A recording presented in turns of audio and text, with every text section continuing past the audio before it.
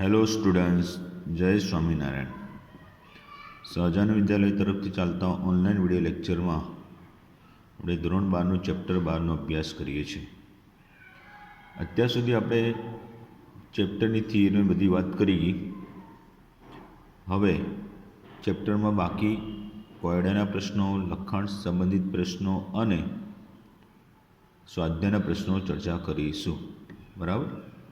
તો કોયડાના જે પ્રશ્નો છે એ કોયડાના પ્રશ્નોમાં 2.12.1 એટલે પહેલા નંબરનો કે નીચે દર્શાવેલા પરિવર્તનો કરનાર પ્રક્રિયકોના નામ જણાવો. બરાબર? એટલે પ્રક્રિયક કયા લાગુ પડશે એ તમારે જણાવવાનું છે. થિયરી બધી સારી રીતે વ્યવસ્થિત ધ્યાન આપી દીધું હોય તો ફટાફટ આવડી જાય. બરાબર? જોઈએ છે. ચાલો, તો પહેલું જે છે હેક્ઝેન 1 ઓલ છે, એમાંથી હેક્ઝેનાલ. તો હેક્ઝેન 1 ઓલ એ 1 ડિગ્રી પ્રકારનો આલ્કોહોલ થયો. એનું હેક્ઝેનાલ એટલે આલ્ડીહાઇડમાં રૂપાંતર કરવાનું છે. તે માટે પ્રક્રિયા કયો આવે? પીસીસી. પીસીસી એટલે પિરિડિનિયમ ક્લોરોક્રોમેટ. સૂત્ર C5H5N plus H CrO3Cl minus. આ પીસીસીનું સૂત્ર છે, પિરિડિનિયમ ક્લોરોક્રોમેટ. બરાબર. હવે બીજું છે સાયક્લોહેક્ઝેનાલમાંથી સાયક્લોહેક્ઝેનોન. આ સાયક્લોહેક્ઝેનોલ છે, સાયક્લોહેક્ઝેનોલમાંથી સાયક્લોહેક્ઝેનોન. તો સાયક્લોહેક્ઝેનોલ છે 2 ડિગ્રી આલ્કોહોલ થાય. એનું સાયક્લોહેક્ઝેનોન એટલે કીટોનમાં રૂપાંતર કરવાનું છે. તો કીટોનમાં રૂપાંતર કરવા માટેનો પ્રક્રિયા કયો? તો કે CrO3 વડે એનું ઓક્સિડેશન કરો. ક્રોમિક એનહાઇડ્રાઇડ એટલે ઓક્સિડેશન કરવાથી 2 ડિગ્રી આલ્કોહોલનું સાયક્લોહેક્ઝેનોન કીટોનમાં રૂપાંતર થાય. બરાબર. ચલો, પછી છે તો કે પેરાફ્લોરોટોલ્યુઇન એનું શામાં? પેરાફ્લોરોબેન્ઝાલ્ડિહાઇડમાં રૂપાંતર કરવાનું છે. તો પેરાફ્લોરોટોલ્યુઇનનું શામાં? પેરાફ્લોરોબેન્ઝાલ્ડિહાઇડ એટલે CH3 જે છે અહીંયા એનું શામાં રૂપાંતર કરવાનું છે? CHOમાં, આલ્ડિહાઇડમાં. બરાબર. તો સિમ્પલ, એનું પણ શાના વડે? CH3નું CHOમાં રૂપાંતર કરતું હોય એવું પ્રક્રિયક તો કે CrO3. બરાબર. CrO3 અને એસિટિક એનહાઇડ્રાઇડ એના વડે ઓક્સિડેશન કરીએ. આ ના લઈએ તો અથવા ક્રોમાઇલ ક્લોરાઇડ CrO2Cl2 એના વડે ઓક્સિડેશન કરીએ એટલે આલ્કાઇલ સમૂહનું શામાં રૂપાંતર થાય? CHOમાં. બરાબર. ચલો, ચોથું છે ઇથેન નાઇટ્રાઇલ. એ ઇથેન નાઇટ્રાઇલનું ઇથેનાલમાં તો આપણી બનાવટની પ્રક્રિયાઓ જે હતી આલ્ડેટ કીટોનની એમાં જોશો તો એલ્યુમિનિયમ હાઇડ્રાઇડ આઇસોબ્યુટાઇલ. બરાબર. એ અને પછી એનું જળ વિભાજન કરવાનું એટલે એનું ઇથેનાલમાં રૂપાંતર થાય. બરાબર. ચલો, પછી એલાઇલ આલ્કોહોલ છે એનું પ્રોપિનાલમાં રૂપાંતર કરવું હોય. બરાબર. તો એલાઇલ આલ્કોહોલ એટલે આમ CH2 double bond CH CH2OH. બરાબર. પ્રોપિનાલ એટલે CH2 double bond CH CHO. આ બંધારણ દોરેલા પરથી બત્તી થાય. શું બત્તી થાય? કે ભાઈ 1 ડિગ્રી આલ્કોહોલનું આલ્ડીહાઇડમાં એટલે નિર્બળ કે મંદ ઓક્સિડેશન કરતાં પીસીસી એના વડે ઓક્સિડેશન કરો એટલે પ્રોપિનાલ. બ્યુટુઇનમાંથી ઇથેનાલ. તો ડબલ બોન્ડ હોય આલ્કીન, એમાંથી ઇથેનોલ બનાવવું હોય તો ઓઝોન સાથેની પ્રક્રિયા કરવાની. પહેલું ઓઝોન સાથે પ્રક્રિયા કરશો એટલે મધ્યસ્થની નિપજ બનશે, બરાબર. અને એનું પછી જળ વિભાજન કરશો. બીજા નંબરે ઝીંક રજની હાજરીમાં જળ વિભાજન કરીએ એટલે શું મળી જાય? ઇથેનોલ મળી જાય, બરાબર. તો આની આપણે વાત કરી. હવે આગળનો ટોપિક છે નીચે દર્શાવેલા સંયોજનોને તેમના ઉત્કલ બિંદુના ચડતા ક્રમમાં ગોઠવો. ઉત્કલ બિંદુ છે એના ચડતા ક્રમમાં ગોઠવો. તો આપણે જાણીએ છીએ કે છેલ્લું જે છે એ આલ્કેન છે, પછી આ ઇથર, આલ્કેન, પછી આ ઇથર, પછી આલ્કોહોલ અને આ જે છે આલ્ડીહાઇડ.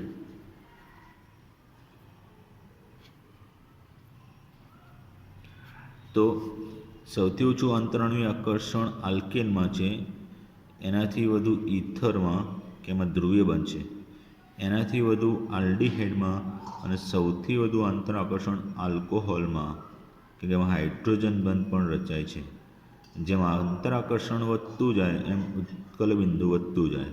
એટલે ચડતો ક્રમ આ રીતે થશે કે પેન્ટેન છે એ પેન્ટેન કરતાં ડાઇથાઇલ ઇથરનું ઉત્કલ બિંદુ વધુ, એના કરતાં તો કે બ્યુટેનોલનું ઉત્કલ બિંદુ વધારે, અને એના કરતાં બ્યુટેનોલ છે એનું ઉત્કલ બિંદુ વધારે થાય, બરાબર. આ રીતે થશે. ઓકે, તો આના ઉત્કલ બિંદુનો ચડતો ક્રમ થયો. હવે આગળ કેન્દ્રાનુરાગી યોગશીલ પ્રક્રિયામાં પ્રોપેનોલની સરખામણીમાં બેન્ઝાલ્ડીહાઇડ વધુ પ્રતિક્રિયાત્મક હશે કે ઓછું પ્રતિક્રિયાત્મક હશે તે સમજાવો, બરાબર. તે સમજાવવાનું છે. ચાલો તો જોઈએ. તો પ્રોપેનોલ અને બીજું કયું કીધું છે? બેન્ઝાલ્ડીહાઇડ. પ્રોપેનોલ અને બીજું બેન્ઝાલ્ડીહાઇડ. તો એની સમજૂતીમાં ધ્યાન આપજો. તો કેન્દ્રાનુરાગી યોગશીલ પ્રક્રિયામાં પ્રોપેનોલની સરખામણીમાં બેન્ઝાલ્ડીહાઇડ ઓછું પ્રતિક્રિયાત્મક છે, બરાબર. બેન્ઝાલ્ડીહાઇડ કેવું? ઓછું પ્રતિક્રિયાત્મક છે. બેન્ઝાલ્ડીહાઇડ ઓછું પ્રતિક્રિયાત્મક છે. કેમ? તો કારણ કે પ્રોપેનોલમાં કાર્બોનિલ કાર્બનની સરખામણીમાં બેન્ઝાલ્ડીહાઇડનો કાર્બોનિલ કાર્બન પરમાણુ નિર્બળ ઇલેક્ટ્રોન અનુરાગી છે. કારણ શું કીધું એનું કારણ? તો કે પ્રોપેનોલની સરખામણીમાં કોનો? બેન્ઝાલ્ડીહાઇડ જે છે એ બેન્ઝાલ્ડીહાઇડનો જે કાર્બોનિલ કાર્બન જે છે એ કાર્બોનિલ કાર્બન કેવો? ઓછો નિર્બળ ઇલેક્ટ્રોન અનુરાગી છે. કેમ એવું? તેનું કારણ બે છે. એક કારણ છે સંસ્પંદન અને બીજું કારણ છે અવકાશી અવરોધ. સંસ્પંદન અને બીજું કારણ છે અવકાશી અવરોધ. બેન્ઝાલ્ડીહાઇડમાં સંસ્પંદનને કારણે કાર્બોનિલ સમૂહની ધ્રુવીયતા ઘટે છે. બેન્ઝાલ્ડીહાઇડ છે એમાં સંસ્પંદનને કારણે શું થાય છે? કાર્બોનિલ સમૂહ જે છે એની ધ્રુવીયતામાં ઘટાડો થાય. તો અહીંયા ઓક્સિજન પરના જે અબંધકારક ઇલેક્ટ્રોન છે એ, બરાબર, સાંભળજો ભાઈ, કે આ રીતે થશે સંસ્પંદનની અંદર કે આના જે પાઇબંધના ઇલેક્ટ્રોન અહીંયા સ્થળાંતરિત થાય તો ડબલ બોન્ડ બને, તો આ ઇલેક્ટ્રોન ઓક્સિજન ઉપર જશે, તો આ રીતનું સંસ્પંદન થશે.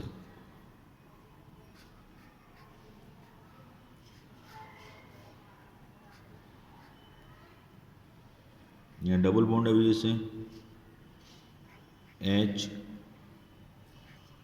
HO-, બરાબર. એટલે આ સંસ્પંદને કારણે શું થશે? કાર્બોનિલ સમૂહની જે ધ્રુવીયતા છે ઘટે છે. અને બીજું કે બેન્ઝાલ્ડિહાઇડ છે એની અંદર કાર્બોનિલ સમૂહ જે છે એની સાથે મોટા કદનો ફિનાઇલ સમૂહ જોડાયેલો છે. એટલે એનો અવકાશી અવરોધ વધુ હોવાને કારણે કેન્દ્રાનુરાગીને કેન્દ્રાનુરાગી હોય એને કાર્બોનિલ કાર્બન પર પહોંચવામાં અવરોધ નડે છે. બરાબર. તો આ બે કારણોને લીધે બેન્ઝાલ્ડિહાઇડ ઓછું પ્રતિક્રિયાત્મક છે. બરાબર. સારું, આગળની વાત કરીએ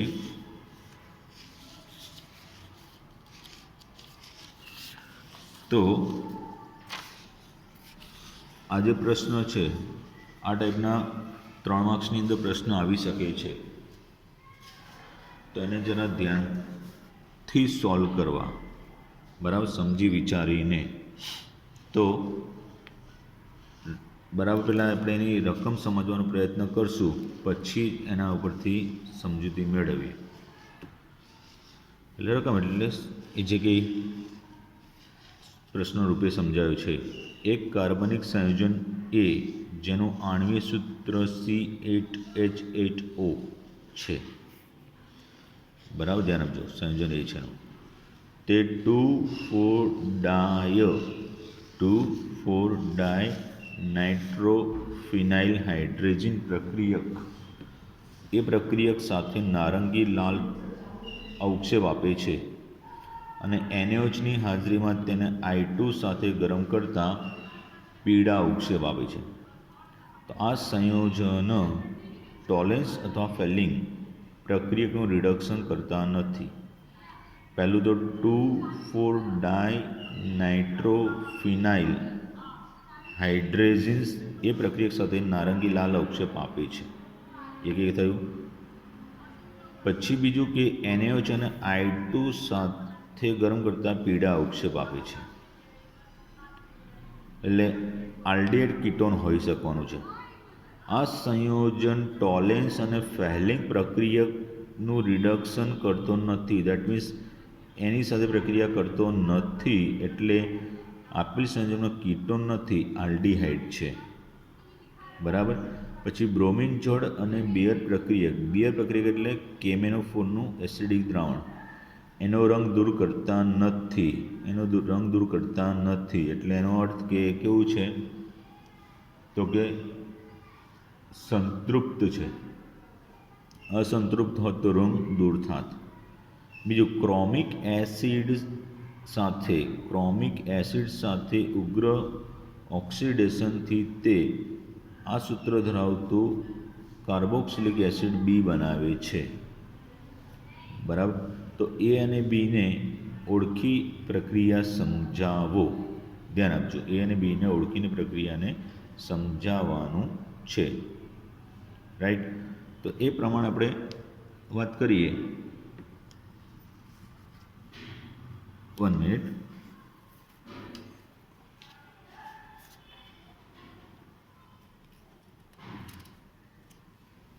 ચાલો, તો સંયોજન એ જે છે એ સંયોજન એ કોની સાથે 2,4-ડાય નાઇટ્રોફિનાઇલ હાઇડ્રેઝિન એની સાથે પ્રક્રિયા કરી નારંગી અવક્ષેપ આપે છે, જેથી તેમાં COO સમૂહ, કયો સમૂહ? કાર્બોનિલ સમૂહ. એટલે કાર્બોનિલ સમૂહ હોય એટલે એમાં કાં તો આલ્ડિહાઇડ છે કાં તો કીટોન છે. બીજું કે તેની NaOH અને I2 સાથે ગરમ કરવાથી પીળા અવક્ષેપ મળે છે. પીળા અવક્ષેપ કોના? આયોડોફોર્મના. એટલે એનો અર્થ કે આયોડોફોર્મ કસોટી આપે છે. એટલે એમાં એક COCH3 સમૂહ છે. કયો સમૂહ છે? COCH3 સમૂહ છે. બરાબર, એ ખાસ ધ્યાન આપો. ત્રીજું છે કે એ કોની સાથે? કે ટોલેન્સ અને ફેલિંગનું રિડક્શન કરતો નથી. ટોલેન્સ અને ફેહલિંગ પ્રક્રિયક છે એ ફેહલિંગ પ્રક્રિયકનું શું નથી કરતો? તો કે એનું રિડક્શન કરતો નથી. એટલે એનો કે એ ટોલેન્સ અને ફેહલિંગ પ્રક્રિયક જે છે એ ટોલેન્સ અને ફેહલિંગ પ્રક્રિયક એની સાથે પ્રક્રિયા કરતો નથી. એટલે આપેલું સંયોજન છે એમાં CHO આલ્ડિહાઇડ સમૂહ હાજર છે, કીટોન નથી. બરાબર.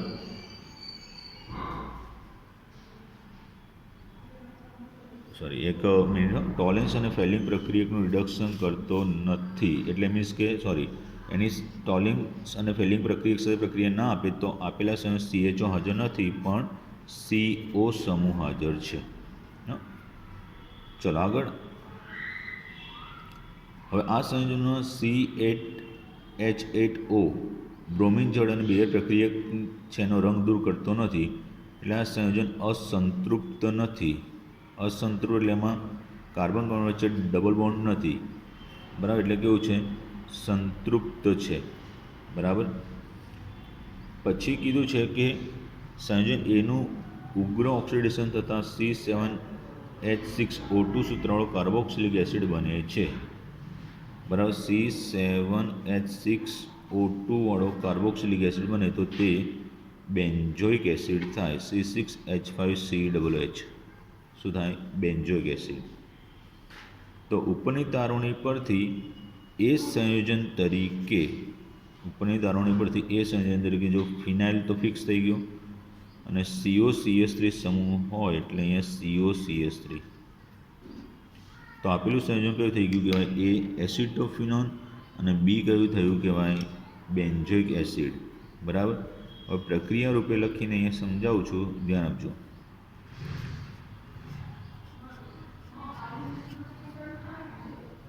આ COCH3 NH2NH આ DNP ડાયનાઇટ્રોફિનાઇલ હાઇડ્રેઝિન. બરાબર. ચલો H+ H2O એટલે નિપજ રૂપે આ રીતે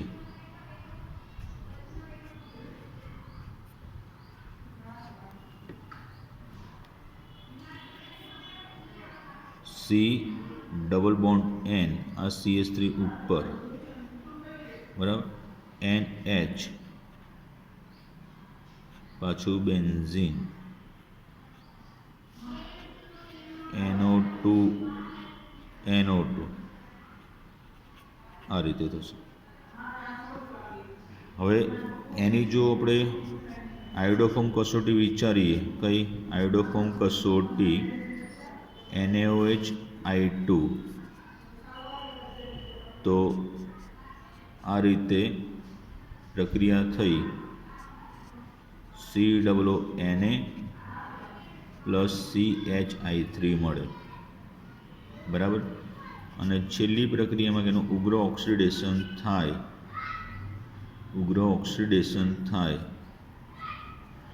જો આલ્ડિહાઇડ હોત તો ઉગ્ર ઓક્સિડેશન નહીં, સામાન્ય ઓક્સિડેશનથી થઈ જાત.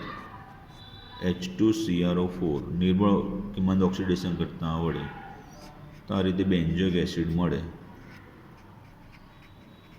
તો સંયોજન એ થયું અને સંયોજન બી થશે. બરાબર. તો આખું સમજી દેવાળો 3 કે 4 માર્ક્સમાં પૂછી શકે છે, ધ્યાન આપજો. ઓકે. આગળ 12.5 12.4 છે એ જોઈએ. હવે 12.5 એની સમજૂતીમાં શું કીધું છે કે નીચે દર્શાવેલી પ્રક્રિયાઓ જે છે એના પરિવર્તન માટે રાસાયણિક પ્રક્રિયાના સમીકરણો લખો. તો બ્યુટેન 1 ઓલ છે એમાંથી બ્યુટેનોઇક એસિડ. તો બ્યુટેન 1 ઓલ હોય CH3 CH2 CH2 CH2OH એમાં ડાયરેક્ટ સીધું બ્યુટેનોઇક એસિડ પ્રબળ ઓક્સિડેશન કરતાં વડે ઓક્સિડેશન કરીએ તો સીધું બ્યુટેનોઇક એસિડ બની જાય.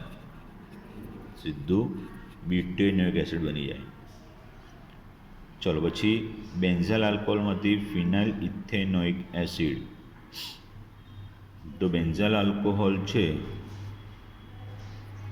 બેન્ઝો CH2OH, એની HBr સાથે પ્રક્રિયા કરીએ, બરાબર, તો બેન્ઝાઇલ બ્રોમાઇડ મળે.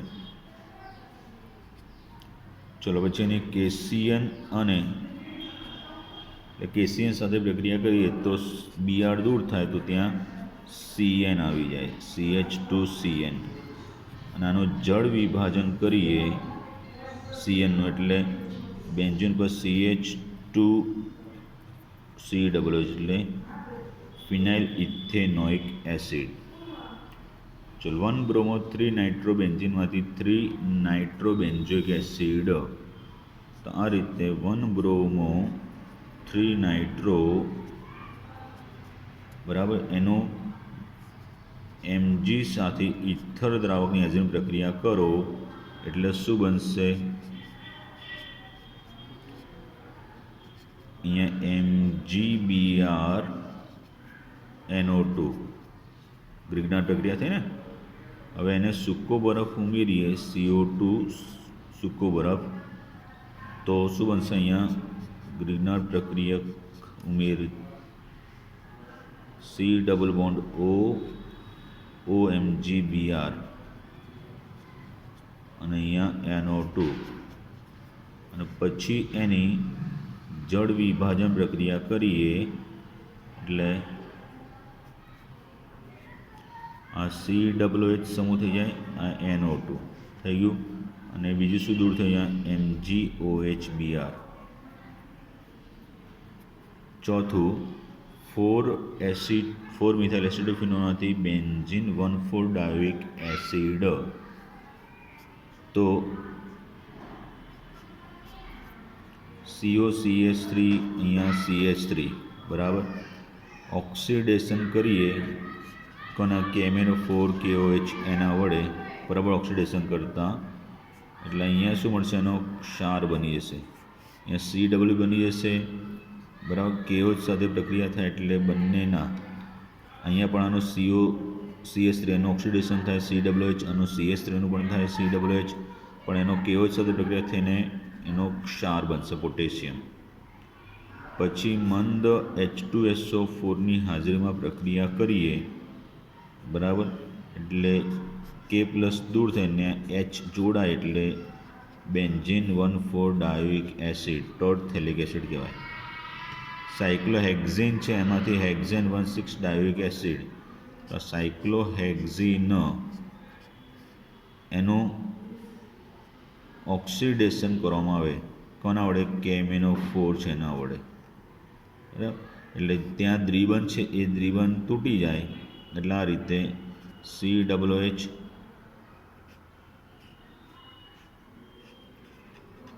જ્યારે પણ ડબલ બોન્ડ હોય એનું ઓક્સિડેશન કરો એટલે ત્યાંથી ડબલ બોન્ડવાળો ભાગ તૂટી જાય અને વલય ખુલી જશે, બરાબર, એટલે ત્યાંથી ભાગ પડી જશે અહીંથી આ રીતે. તો બ્યુટેનાલ છે, એમાંથી બ્યુટેનોઇક એસિડ.